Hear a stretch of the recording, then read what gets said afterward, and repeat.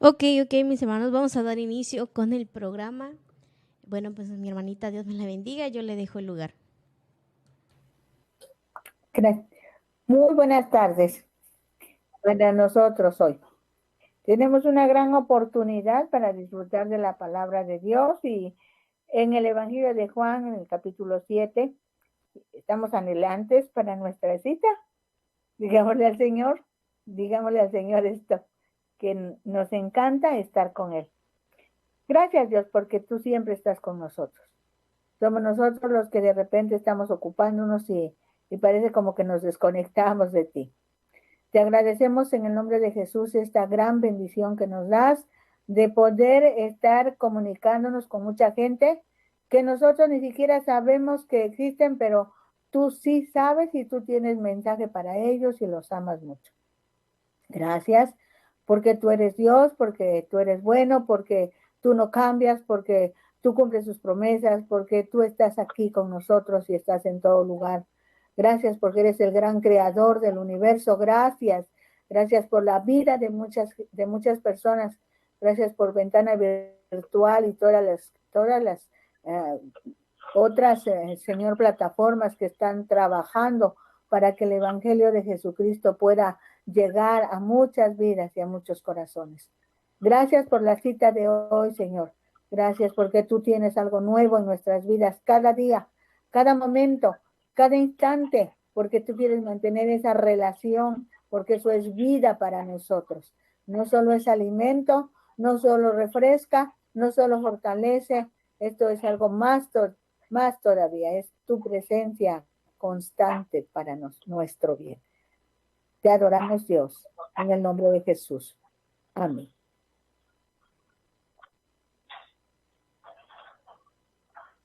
Vamos a hacer un pequeño recordatorio.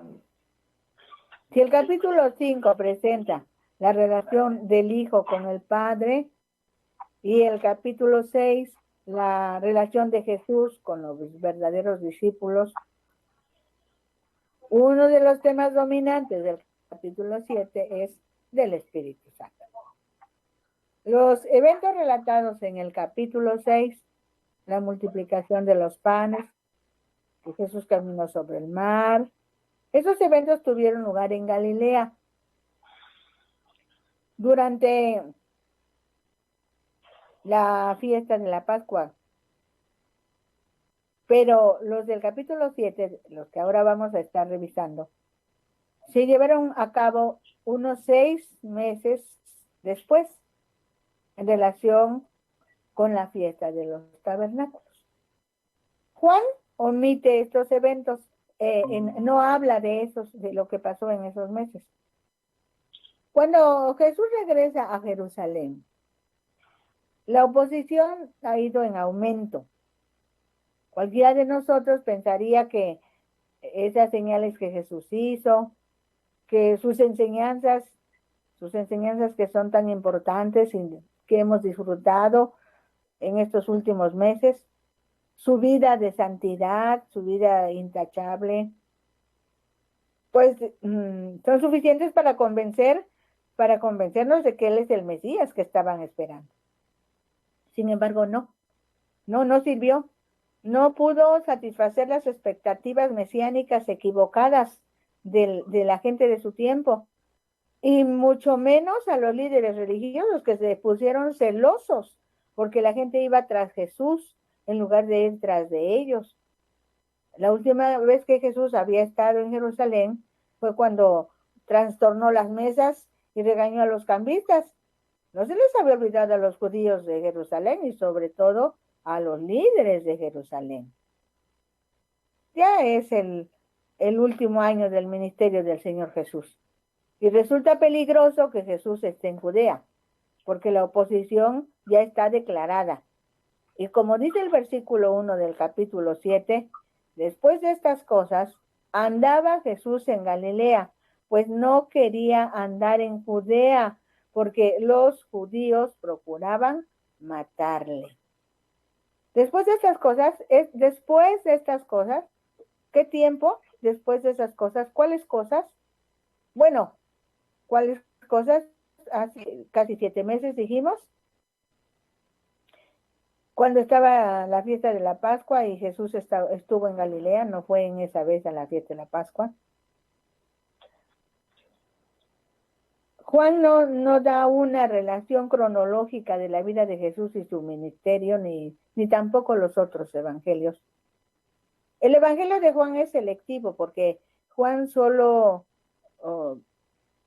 decidió que iba a presentar en este evangelio, qué episodios de la vida de Jesús, qué enseñanzas, qué acontecimientos. Y solo está presentando los que son necesarios para completar su propósito. ¿Cuál propósito? El propósito de Juan al escribir el evangelio era: estas cosas son escritas para que creáis que Jesús es el Cristo, el Hijo de Dios, y para que creyendo tengas vida en su nombre. Eso está escrito en el capítulo 20 y los versículos 30 y 31 de este mismo evangelio de Juan. Así que el hecho de que tengamos este relato en el capítulo 7 es muy importante para el propósito del evangelio. Cuando dice que se acercaba la fiesta de los tabernáculos, da a entender o nos hace referencia a un movimiento de personas, multitudes, van, vienen de las provincias cercanas a Jerusalén, llegan a Jerusalén y en un tiempo de mucho interés religioso. Era un verdadero festejo que duraba 7 días. La gente salía de sus casas cómodas y pasaban la noche en cabañas construidas en las plazas y jardines. Querían revivir la situación incómoda que experimentaron sus antepasados en el desierto durante 40 años, para luego agradecer a Dios por la prosperidad que gozaban en ese momento. El agregado de que los judíos, otra vez, indica que el autor del Evangelio estaba escribiendo para gente fuera de Palestina, pero que eran judíos y venían a la fiesta. Dice el versículo 2 que estaba cerca la fiesta de los judíos, la de los tabernáculos. Esta fiesta estaba dada como una instrucción de Dios y estaba registrada desde el Pentateuco. En el libro de Levítico, en el capítulo 23, en los versículos 33 en adelante, leemos: y habló Jehová a Moisés diciendo: habla a los hijos de Israel y diles: a los 15 días de este mes séptimo será la fiesta solemne de los tabernáculos a Jehová por 7 días. A los 15 días del mes séptimo, cuando hayas recogido el fruto de la tierra, harás fiesta a Jehová por 7 días. El primer día será de reposo, y el octavo día será también día de reposo. Y tomarás el primer día ramas con fruto de árbol hermoso, ramas de palmeras, ramas de árboles frondosos y sauces de los arroyos, y os regocijaréis delante de Jehová vuestro Dios por 7 días. Y le haréis fiesta a Jehová por 7 días cada año. Será estatuto perpetuo por vuestras generaciones. En el mes séptimo la haréis. En tabernáculos habitaréis 7 días. Todo natural de Israel habitará en tabernáculos, para que sepan vuestros descendientes que en tabernáculos hice yo habitar a los hijos de Israel cuando los saqué de la tierra de Egipto. Yo, Jehová, vuestro Dios. Los judíos, en esa relación con Dios, mejor dicho, Dios buscando una relación cercana con su pueblo, estableció todo un calendario de fiestas que ellos tenían que organizar en honor a Jehová. Su calendario religioso con nuestro calendario natural tiene alguna relación. El mes de Nisan es su primer mes. El mes de Nisan es su primer mes. Está correspondido por ahí de los meses de marzo y abril de nuestro calendario. Hay 3 fiestas solemnes: la fiesta de la Pascua, que es en el mes de Nisan, cuando ellos van a festejar cada año que fueron cautivos, esclavos en Egipto, y que ahora ellos son libres porque el Señor los sacó con mano poderosa. A los 50 días de la fiesta de la Pascua viene la fiesta de Pentecostés. En esa fiesta ellos también deberán estar una semana recordando cómo el Señor les hace esa vida de alegría, de gozo, 50 días después de la Pascua. Y por fin, en el mes séptimo de ellos, en el mes Tishri, está la fiesta de los tabernáculos. Esa fiesta de los tabernáculos sirve de trasfondo para las enseñanzas de los capítulos 7 al 9 que aparecen en el Evangelio de Juan. Juan, como buen judío, conocía muy bien de estas fiestas y fácilmente relaciona los acontecimientos que prevalecen en la vida de Jesús con estas fiestas, para que nosotros podamos también entender por qué algunos de sus comentarios, por qué algunos de los eventos que ahí se registran. Uno de los ritos celebrados durante esta fiesta de los tabernáculos era la libación de agua. ¿Y esto qué es? Pues es derramar agua para honrar a Dios. También sirve de marco, sirve de trasfondo para la enseñanza sobre la venida del Espíritu Santo. Debemos estar muy atentos porque casi al final del capítulo hay un impacto tremendo del Espíritu Santo ya entre la gente de ese tiempo. Regresemos un poquito. Jesús sabía el peligro de volver a Jerusalén de manera abierta. Su ministerio en Galilea le había creado muchos enemigos, pero allá en Galilea todavía no había amenaza de muerte. Por eso era menos peligroso ministrar en Galilea, lejos de Jerusalén, donde los judíos probablemente, los miembros del Sanedrín, tendrían más control y autoridad para apresarlo en un momento determinado. Este dato indicaría que tampoco fue a Jerusalén para la Pascua anterior. No. Y no es que Jesús no fuera valiente, no es que Jesús tuviera miedo a la muerte. No. Es que Jesús era consciente de todo lo que todavía tenía que llevar a cabo aquí en la tierra. Y no iba a gastar el tiempo, no iba a perder el tiempo en provocaciones innecesarias. Enseguida, en el capítulo que venimos revisando, Juan va a exponer la situación familiar de Jesús, pero también su relación con los judíos en general. Cuando se dice judíos, generalmente se hace referencia a los líderes de los judíos y a los judíos influenciados por ellos. Dice el versículo 3, y le dijeron sus hermanos, sal de aquí y vete a Judea, para que también tus discípulos vean las obras que haces. Surge la pregunta, ¿quiénes eran los hermanos de Jesús? Se mencionan por primera vez en este evangelio, en el capítulo 2, versículo 12. Pero sus nombres aparecen en el evangelio de Mateo, en el capítulo 13, los versículos 55 en adelante. Ahí leemos, ¿no es este el hijo del carpintero? ¿No se llama su madre María y sus hermanos Jacobo, José, Simón y Judas? ¿No están todas sus hermanas con nosotros? ¿De dónde, pues, tiene todas estas cosas? Para algunos de nosotros resulta interesante y surge una pregunta. ¿Por qué dice los nombres de los hermanos de Jesús de los hombres? ¿Y por qué cuando se refiere a las mujeres solo dice y sus hermanas? Esto tiene una explicación. Recordemos que en ese tiempo las mujeres no contaban socialmente hablando. Jesús llegó a dignificar a las mujeres. En ese tiempo las mujeres no eran tomadas en cuenta. Era el momento de la transición entre el año de popularidad y el año de la oposición.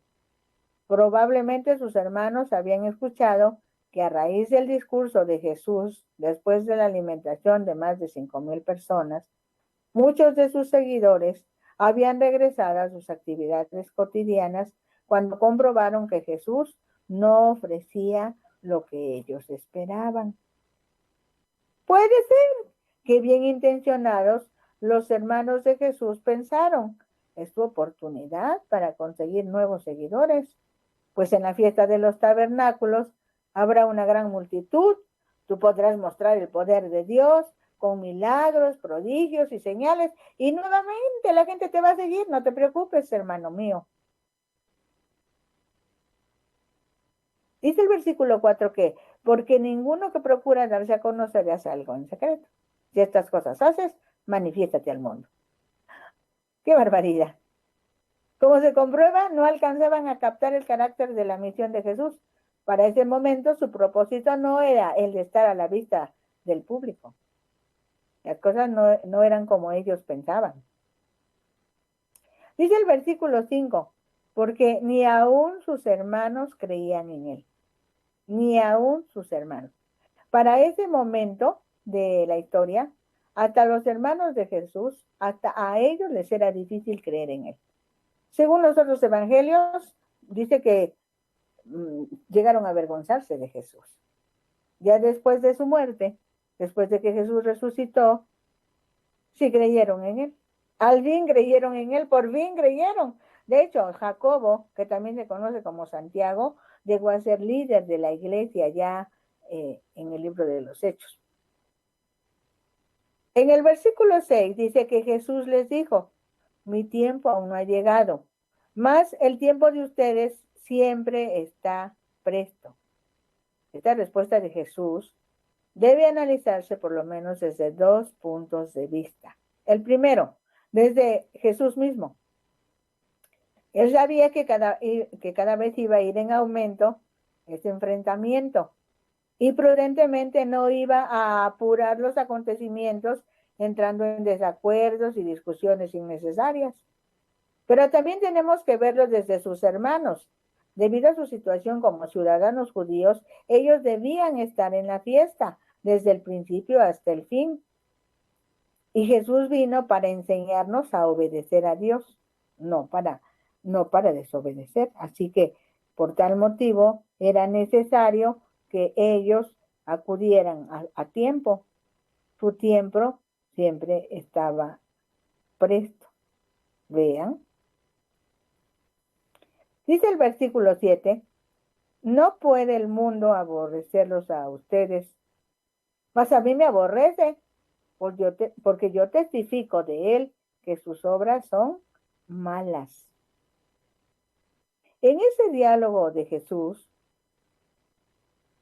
con sus hermanos, les deja claro que el mundo, Juan usa la palabra cosmos en este evangelio, se refiere al sistema socioeconómico en el que se desenvuelven las personas, pero ese sistema está influenciado por los usos y costumbres de la sociedad sin Dios, sin respeto a Dios, sin considerar a Dios en sus actividades. Así que Jesús le dice a sus hermanos, ustedes tienen una relación aceptable entre la gente que no conoce a Dios, por eso no tienen problemas con ellos, pero conmigo las cosas no son así. A mí no me soportan, porque yo les digo lo que están haciendo mal. Les dejo claro que sus actividades están influenciadas por la maldad. Les digo claramente que sus obras son malas. La situación que se presentó en ese momento histórico entre Jesús y sus hermanos en relación con la sociedad de su tiempo se presenta para cada uno de nosotros hasta hoy.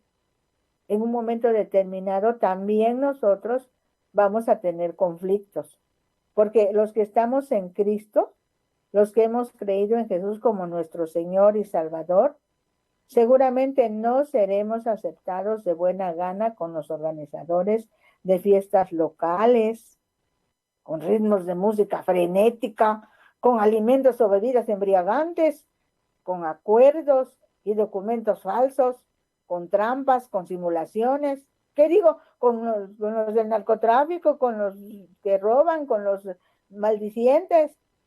Esas personas no nos soportan. Así que si el mundo nos ama, algo anda mal en nuestra relación con Dios.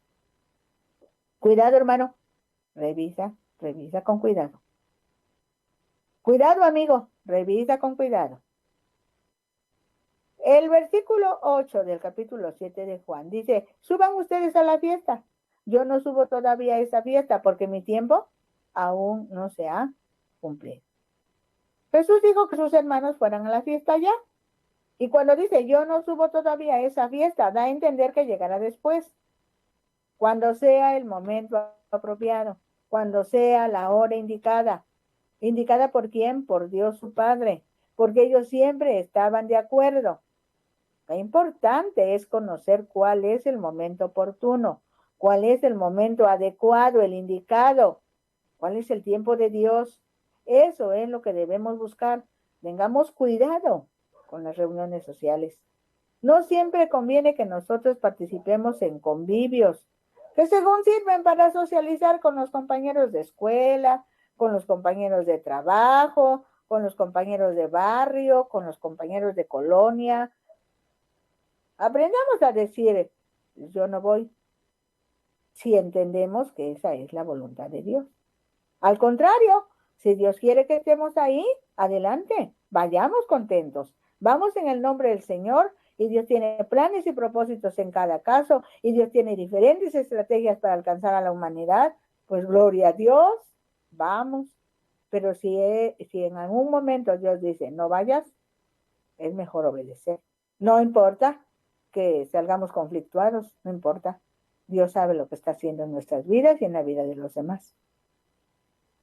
Dice el versículo 9 del capítulo 7, y habiéndoles dicho esto, se quedó en Galilea.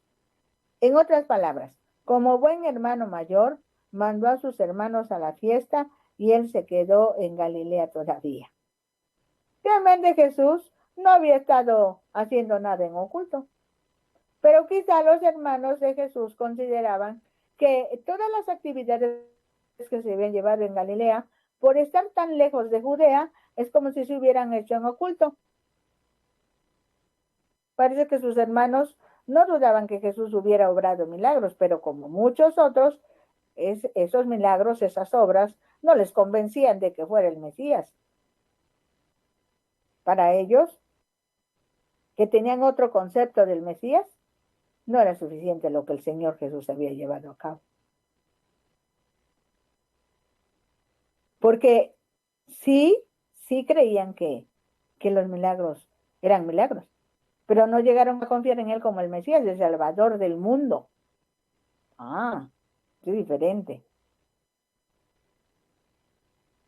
Dice el versículo 10, pero después que sus hermanos habían subido, entonces él también subió a la fiesta, no abiertamente, sino como en secreto. El mejor estratega es Jesús. Era necesario que fuera a la fiesta, pero él supo en qué momento. Él supo de qué manera. Él tenía en mente sus propósitos, sus objetivos y desde luego sus formas. Jesús sabía bien que estaba dando golpes al mundo de las tinieblas, que en ese momento el mundo de las tinieblas se creía dueño y señor de la humanidad. Por eso los líderes religiosos lo odiaban y muchos rechazaban su regalo, muchos rechazaban su invitación, muchos rechazaron su llamado, muchos rechazaron la demostración de su amor. Cuanto más enseñaba y Jesús llevaba a cabo actividades en público, más problemas causaban dichos líderes a Jesús y a sus seguidores. De modo que era necesario que Jesús enseñase y obrase con la mayor discreción posible. Si nos detenemos un momento, el día de hoy, muchas personas tenemos el privilegio de enseñar, predicar y adorar públicamente. Y no estamos teniendo problemas, no estamos teniendo persecución. Y si hay persecución, realmente es poca. Así que aprovechemos. Aprovechemos, hermanos. Aprovechemos, amigos. Reguemos el evangelio. Entreguemos la palabra. Busquemos a la gente. Compartámosle. Porque probablemente llegue un día en que esto no sea tan fácil. Dice la Biblia en el versículo 11 del capítulo 7 de Juan, que le buscaban los judíos en la fiesta y decían, ¿dónde está aquel? Cuando decían aquel se referían a Jesús. La mayoría de los que habían llegado a la fiesta en algún momento habían tenido noticias de Jesús, así que esperaban encontrarlo enseñando las verdades del reino. Al no verlo, naturalmente preguntaban por él. Algunos lo hacían de buena fe, otros por curiosidad, otros porque alguien los había enviado, otros para atacarlo. Pero la pregunta estaba en el aire. Ahí estaba la pregunta. ¿Dónde está aquel? Y había gran murmullo acerca de él entre la multitud, pues unos decían, es bueno, pero otros decían, no, sino que engaña al pueblo. Como vemos, las opiniones estaban divididas. Y eso es así hasta hoy. ¿De qué depende? Depende de la estatura espiritual de cada persona. Depende de su propia educación, cómo fue instruido de pequeño. Depende de su relación con Dios. Depende de la aceptación que tengan de cada uno de ellos mismos como personas. Y de igual manera, en que acepten o rechacen a los demás. Sobre todo, si no están de acuerdo con maneras de pensar distintas a las que ellos tienen. Dice el verso 13 que ninguno hablaba abiertamente de él, solamente por murmullo. ¿Por qué no hablaban abiertamente de él? Por miedo a los judíos.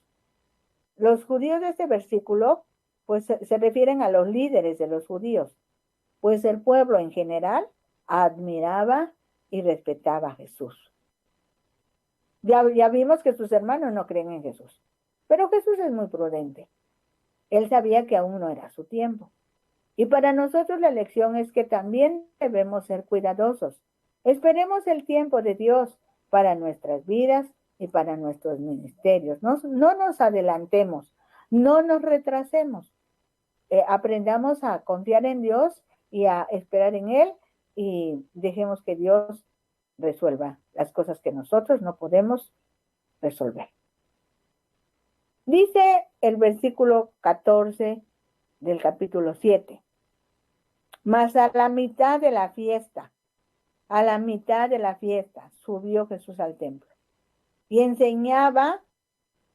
Jesús enseñaba. La fiesta de los tabernáculos, como lo revisamos, duraba 7 días. Así que al final del tercer día, entre la tarde y tarde aproximadamente, Jesucristo se hizo presente en el templo y enseñaba. Recordemos que una característica muy marcada de Jesús es que enseñaba, siempre enseñaba. Por eso se conoce como maestro. A Jesús en el Evangelio siempre lo vamos a encontrar como maestro. Sí, dio conferencias, como maestro puso ejemplos, como maestro hizo correcciones, como maestro demostró lo que estaba enseñando, como maestro explicó, predicó. La prédica es una forma de enseñanza.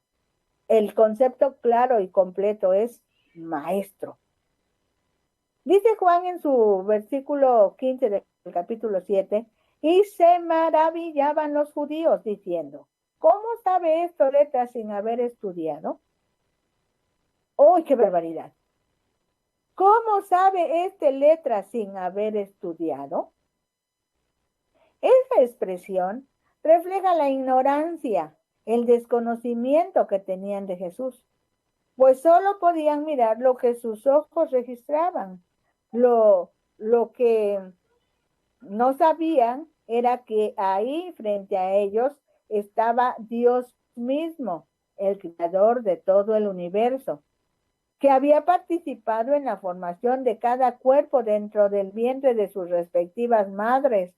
Jesucristo no necesitaba haber estudiado, pues Él es la fuente del conocimiento, Él es la fuente de la inteligencia, Él da la sabiduría, de Él viene el poder. ¡Qué barbaridad! ¿De dónde tiene ¿De dónde sabe él esto? Él es Dios, a su nombre gloria. Dice el versículo 16, Jesús le respondió y dijo, mi doctrina no es mía, sino de aquel que me envió. ¿Cómo que no? Con todo, Jesús fue siempre respetuoso de la ley de Moisés, o mejor dicho, de la ley de Dios que sirvió de guía para el pueblo de Dios. Y ahí, en esa ley decía que una persona no puede hablar por sí misma, porque entonces su testimonio no es verdadero. Por eso dice la Escritura, alábete el extraño y no tu boca, ya que Jesús contestara, mi doctrina no es mía, sino de aquel que me envió. No quiere decir que Jesús no estaba de acuerdo con su Padre, al contrario, porque ambos son uno solo, podía enseñar así, pero aquí está resaltando que Él viene en el nombre de su Padre, de Dios mismo. Dice el versículo 17 del capítulo 7 del Evangelio de Juan. El que quiera hacer la voluntad de Dios, conocerá si la doctrina es de Dios o si yo hablo por mi propia cuenta. Hasta hoy, Dios es respetuoso de sus leyes. Y una ley muy importante es que le dio al ser humano libre albedrío. Entonces, las personas que deciden que Dios es verdad son movidos por el Espíritu de Dios y fácilmente identifican la voz de Dios. Fácilmente identifican lo que de Dios viene.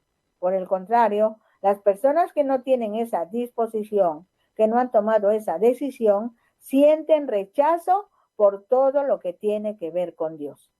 Les molesta el clima, odian la vida, no quieren la luz, rechazan los colores. Por eso el Señor dice, el que quiera hacer la voluntad de Dios, conocerá si la enseñanza es de Dios o si hablo por mi propia cuenta. No es injusto Dios. Dios es justo y Dios es bueno. Dice el versículo 24 del capítulo 7. No juzguéis según las apariencias, sino juzgad con justo juicio. Para los que estaban escuchándolo en ese momento, no era nada clara la enseñanza, pues realmente esas personas no habían desarrollado los sentidos espirituales, realmente tenían otros conceptos respecto a juzgar, a juicio justo. No entendían. Sin embargo, decían entonces unos de Jerusalén, ¿no es este a quien buscan para matarle? Ah, sí lo identificaban, pero lo identificaban con otros motivos, por otras razones. Ajá. Los que vivían en Jerusalén estaban al tanto del propósito de los judíos de matar a Jesús y por eso estaban sorprendidos de que él se había atrevido a aparecer en el dominio de ellos. La pregunta, ¿no es este? Esa pregunta está pensada, está expresada, que empiece con una negación, porque al hacer la pregunta así, la respuesta debe ser una afirmación, tiene que ser sí es este. Y dice la pregunta, lo están buscando para matarlo, y aquí está y no le hacen nada. O sea, está en tiempo presente. Pues mira, habla públicamente y no le dicen nada. Habían reconocido en verdad los gobernantes que este es el Cristo. No solo se atrevió a llegar a Jerusalén en medio de la multitud para la fiesta, cosa que sorprendió a los habitantes, sino que enseñó abiertamente y con toda confianza. La sorpresa aumentó al notar que los principales no se aparecieron para refutarle. Tal actitud de los que habían jurado matarlo creó perplejidad entre los habitantes. Ellos pensaban, ¿cómo podemos entender la inactividad de los líderes? ¿Sería que ya se convencieron de que Jesús sí es el Mesías? ¿Será que?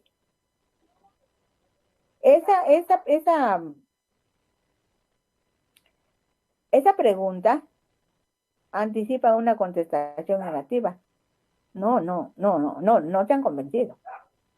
Los principales serían los jerarcas judíos, miembros del Sanedrín, que también se contaban entre los judíos. El término principal se deriva de un vocablo que significa el que gobierna o reina. O sea, la gente de autoridad no podía convencerse porque no coincidían con sus maneras de pensar. Ellos pensaban de un modo y Jesús de otro. Dice el versículo 27, pero ¿quién es este? Jesús. Sabemos de dónde es, mas cuando venga el Cristo nadie sabrá de dónde sea. Esta es una idea que circulaba entre la gente, pero que no era verdad. Pues el profeta Miqueas había dicho, pero tú, Belén Efrata, pequeña para estar entre las familias de Judá, de ti me saldrá el que será Señor en Israel, y sus salidas son desde el principio, desde los días de la eternidad. El profeta había dicho 500 años antes que el Mesías nacería en Belén Efrata o Belén de Judá. Dice el versículo 28, Jesús entonces, enseñando en el templo, alzó la voz y dijo, a mí me conoces y sabes de dónde soy, y no he venido de mí mismo, pero el que me envió es verdadero, a quien ustedes no conocen. Pero yo le conozco, porque de él procedo y él me envió. Esta expresión de Jesús causó ira en sus oyentes, sobre todo en los líderes. Causó tal enojo porque para ellos se sienten acusados. Los están acusando de que no conocen a Dios el Padre y ellos se precian de que sí lo conocen. Les está diciendo, yo sí le conozco, ustedes no le conocen, pero yo sí le conozco, porque vengo de él me envió. Ustedes no lo conocen, porque si lo conocieran, me reconocerían a mí. Y es entonces cuando procuraban prenderle, pero ninguno le echó mano porque aún no había llegado su hora.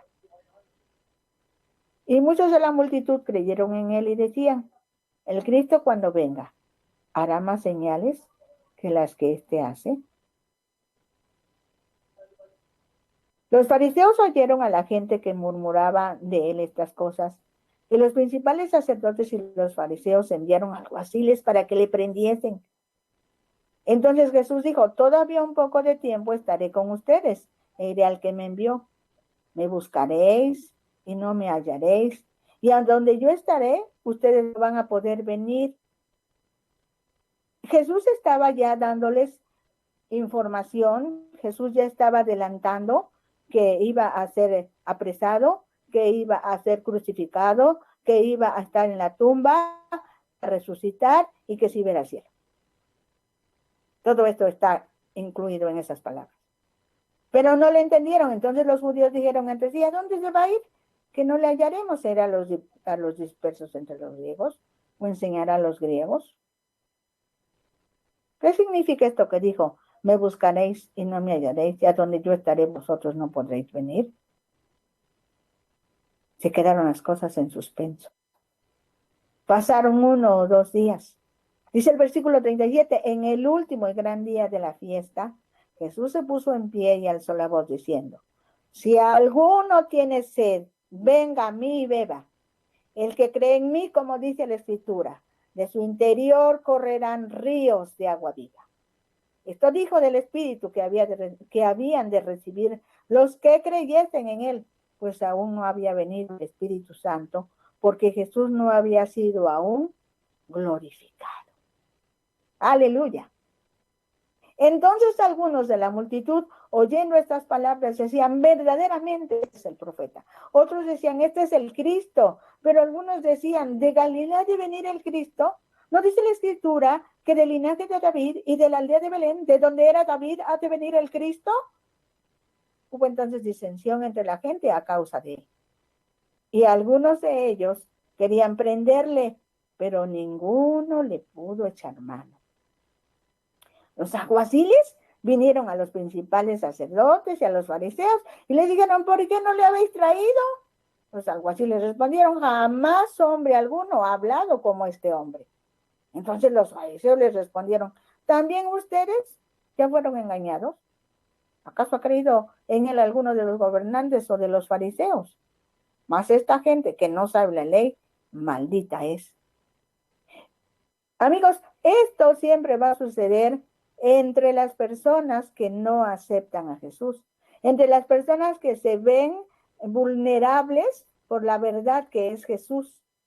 Estos líderes religiosos se sintieron atacados cuando el pueblo se fue tras Jesús, cuando aún su propia policía les dijo, no, pues nosotros no pudimos traerlo porque nadie ha hablado como él.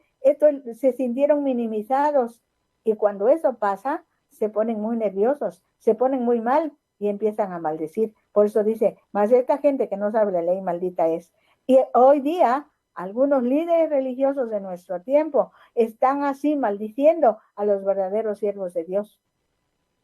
Cuidado, distingamos y veamos y digámosle, Señor, ayúdanos, porque necesitamos que tú nos ayudes a ver la verdad tuya. Y esos líderes religiosos que están equivocados, pues debemos amarlos, debemos orar por ellos, debemos bendecirlos, pero no nos van a intimidar. La verdad es la verdad, la palabra de Dios es la palabra de Dios. Y aquí tenemos a alguien que salió a la defensa, dice el versículo 50, les dijo Nicodemo, el que vino a él de noche, el cual era uno de ellos, Nicodemo era uno de ellos, pero Nicodemo había ido con Jesús, Nicodemo había entendido la palabra y él seguía ahí en el Sanedrín. Para este momento el Señor lo tuvo, porque dice la Escritura que Nicodemo dijo, ¿juzga acaso nuestra ley a un hombre si primero no le oye y sabe lo que ha hecho? ¿No? ¿Juzga acaso nuestra ley a un hombre si primero no le oye y sabe lo que ha hecho? Respondieron y le dijeron, ¿eres tú también Galileo? Escudriña y ve que de Galilea nunca se ha levantado profeta. No pudieron refutarle de otra manera a Nicodemo. De hecho, efectivamente de Galilea no se había levantado profeta porque Jesús no era de Galilea, Jesús nació en Belén de Judea. Gloria a Dios. Él sí es el Mesías. Dice este capítulo, termina diciendo, y cada uno se fue a su casa. Pero a nosotros nos queda este mensaje precioso, esa palabra de Jesús cuando se levanta al final y dice, si alguno tiene sed, venga a mí y beba. Y esta invitación sigue oyéndose por los montes, por los valles, por los ríos, por los mares, por las lagunas, por las islas, por el aire, por el mar. Se sigue oyendo la invitación. Si alguno tiene sed, venga a mí y beba. Y de su interior correrán ríos de agua viva. Y esto dijo del Espíritu Santo. Esta es la puerta que se abrió. Estaba ya el Señor Jesús en el último año de su ministerio. Iban a sucederse muchas cosas que vamos a estar revisando con mucha pasión, con mucho amor, con mucha entrega. Pero ya el Señor está abriendo la puerta, está dejando ver la participación del Espíritu Santo de Dios. Bendiciones, hermanos. La próxima semana nos vamos a seguir deleitando con la palabra. Gracias.